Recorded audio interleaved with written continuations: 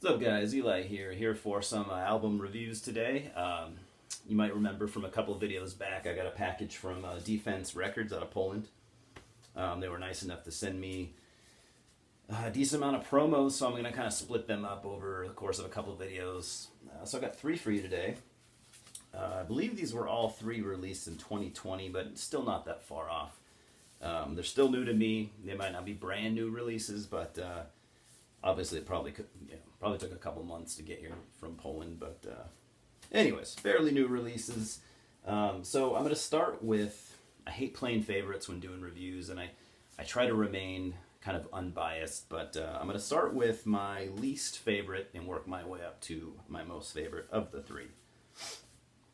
So we're going to be starting out with a band called Hammathaz out of Brazil. They formed in 2003. This is actually their first full-length album, although they do have a number of like demos and EPs and stuff like that. So Hammathaz, Metal Archives has them described as a melodic death metal / metalcore band.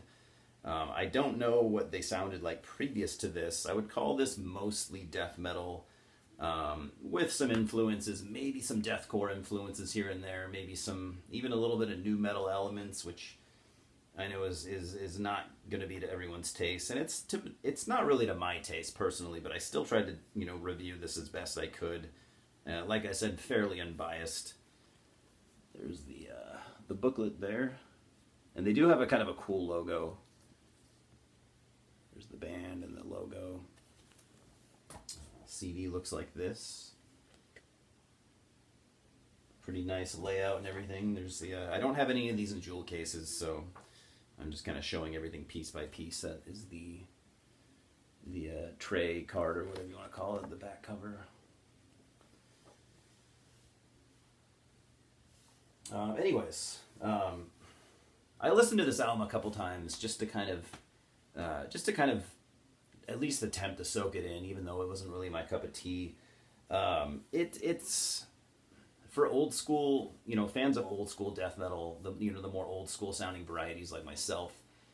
You're probably not going to gravitate towards this. If I'm going to say any good things about it, I mean the musicianship is pretty good.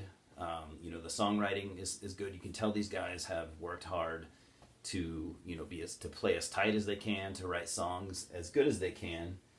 It starts out, right from the start. It's a heavy kind of groove laden death metal album.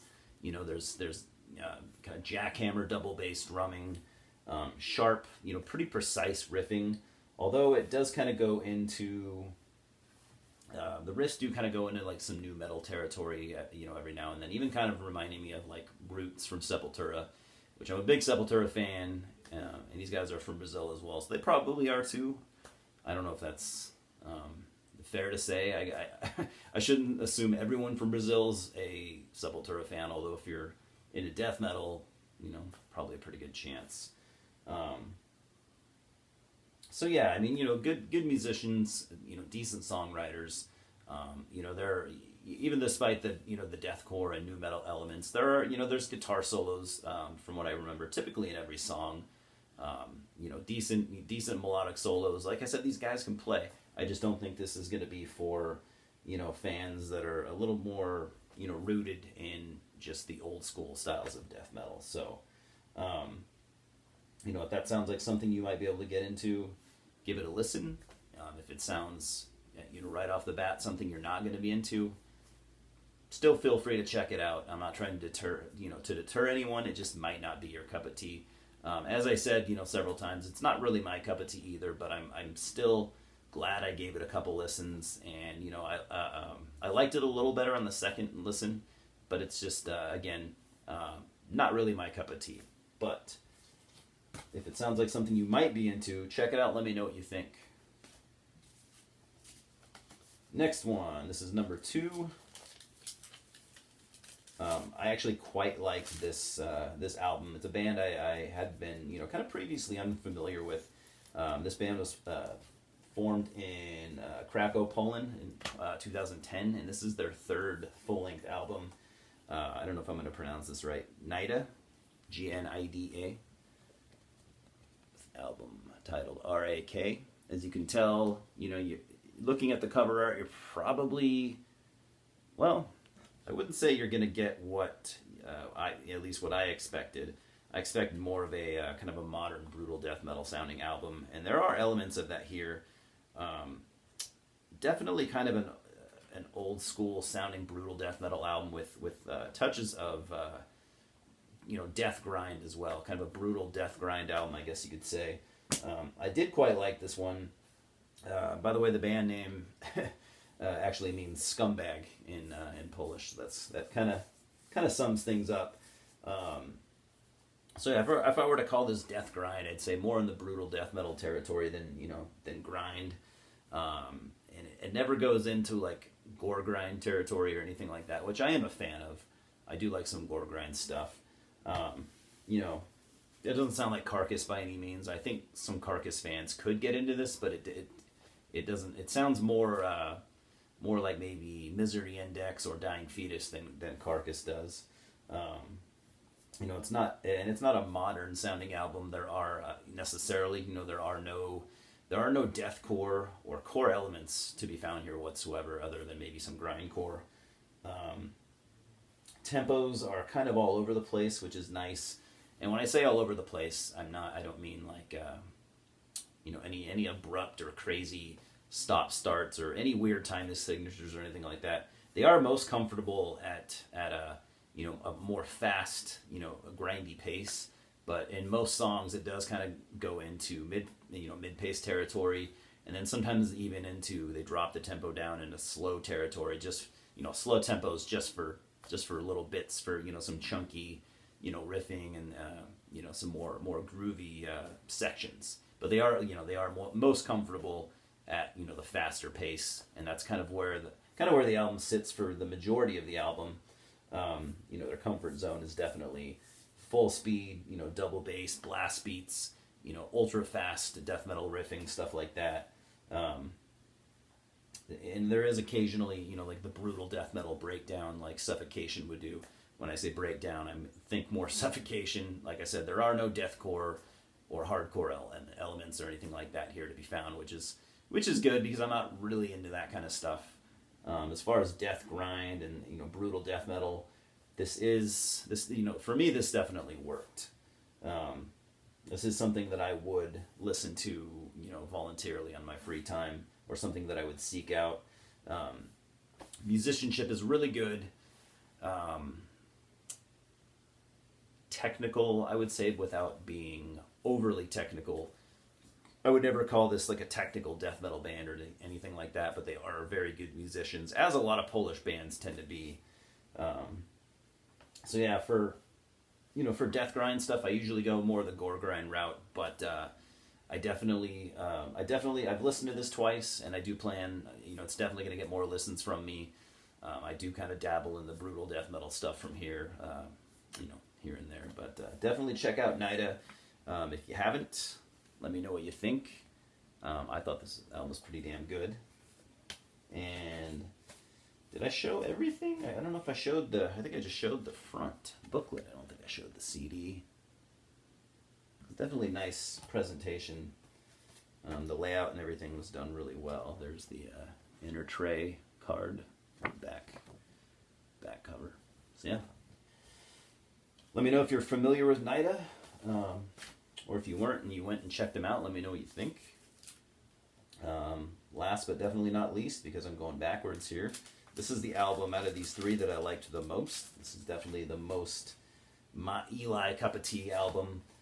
This is a band called Ireful, and they are an Italian thrash metal band formed in 2019. This is their first release. This was an EP. I can't remember, sitting around maybe 25 minutes. Fairly short, though. Very cool cover art there. Simple yet well done booklet. I do like a lot of thrash metal, but I've said this in here on my channel before. I am very picky about modern thrash metal. A lot of it just doesn't do anything for me, but this is more than my cup of tea as far as thrash goes. This isn't your pizza skate party thrash or anything like that. That a lot of the bands in the early 2000s, early to mid 2000s, that kind of thrash revival. Had this band came out then, they would have kicked most of those bands' asses, and I think they would have done really well. However, thrash metal, or all genres of metal, are timeless. It's never the wrong time to come out, in my opinion. To start playing any subgenre. And this is some of the better thrash metal I've heard in recent years, whether that be a newer band or one of the veterans. I'm definitely getting vibes of, uncomfortable here. Definitely getting vibes of like maybe mid-era Possessed. Not so much Seven Churches, but maybe the stuff that came after that. I'm a big Possessed fan. Definitely some Dark Angel, maybe earlier Dark Angel, maybe even the first Exodus album, and even like the first Death Angel album. So basically, I think you're getting what I'm laying down here. Not so much the brutal thrash of like the early '90s with the more death metal oriented thrash. This is more of the old school sounding thrash, but of the more brutal variety, specifically California, Bay Area thrash, which is. I'm a big fan of a lot of that stuff. So this definitely was my cup of tea. I'm thinking this could have came out, anywhere from like 1984 to 87, 86, 87. It definitely sounds like that. It's got that catchy, chunky, kind of simplistic thrash riffing that you might even hear on like an early Megadeth album. Which is for me perfect. I love that kind of thrash riffing, the kind of stuff like that. Simple thrash type riffing, but catchy and brutal all the same. These guys are fairly good songwriters and actually good musicians. You can tell they practice their instruments. There are guitar solos on most songs. Solos that just like some of the more brutal and better known thrash bands, solos that aren't there for showing off technical skill, just kind of whammy bar, dive bomb type solos, quick and to the point, which I'm always a fan of.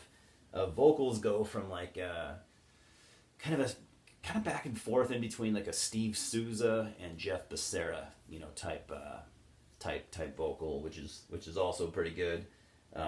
You have a lot of the thrash, hallmarks here. You got your gang shouts, simple drumming, but effective. Just like a lot of those thrash bands. Not like a ton of overused double bass. There's a little bit of double bass here and there, but mostly just that old school thrash style drumming. This band isn't taking any elements or inspiration from death metal. This is just, you can tell these guys listen to a lot of thrash. That's what they love, to listen to. That's what they love to play. And I would think that my, the bands I named, probably, I think I'm, not to brag, but I think I'm pretty on point with their influences, because I hadn't really looked at the back, but then, you're seeing, when you're looking at pictures of the band, you got dudes in Violence shirts, and I saw some other pictures of the band. Let's see. Yeah, I want to say a lot of they were wearing definitely wearing like other old Bay Area type thrash shirts and stuff. So I felt good about my my description. I think it was kind of hitting the nail on the head. But so I mean. Yeah, these guys aren't doing anything necessarily new here, but they're doing it right, in my opinion, and they're doing it very well. And for this being their debut EP, I'm actually very looking forward to seeing what they'll do, at least on their first full length, or even beyond. I'm definitely on board with this. I didn't necessarily look up distribution. Defense Records doesn't have any U.S. distribution. They do ship worldwide. However, if you like if you check out the Ireful and you like it, you can actually get a cassette from Life After Death Records. Life After Death actually did the cassette version of the album, which I thought was really cool. because I talked about them recently. I feel like they are a fairly up and coming, cool up and coming metal label. So I thought it was really awesome that they did the tape release of this album. So check that out if you like what you hear. And I'm not here for any credit or anything. I'm not getting getting any cool points or anything like that. I just like to talk about music. If you check out any of these albums, definitely either comment or just even shoot me a message on Instagram or something like that if you want to talk about it. Let me know what you think. I got more coming. I think I have like 5 more releases to do, so look for those in the upcoming maybe 3-4 weeks. I'm probably going to hold off on posting this video. I think I've been posting a little bit too often, and I don't want to come off as an annoyance or anything. But anyways, it's Friday. Well, it's Friday now. I don't know when I'm going to upload this, but hopefully you're having a good week, good weekend. I know life is kind of hard sometimes, so hopefully you're getting through okay. Thanks for stopping by. Thanks for watching. Louis says hello. He's right over here. We're going to go hang out. Cheers, guys.